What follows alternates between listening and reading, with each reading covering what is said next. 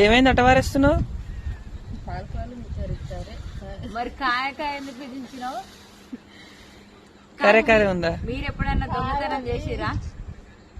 కానీ మనిషి మానవ జన్మ ఎత్తిరంటే చిన్న ఎప్పుడైనా సరే కనీసం పెన్ను పెన్సిల్ అయినా దొంగతనం చేసి ఉంటారు కదా.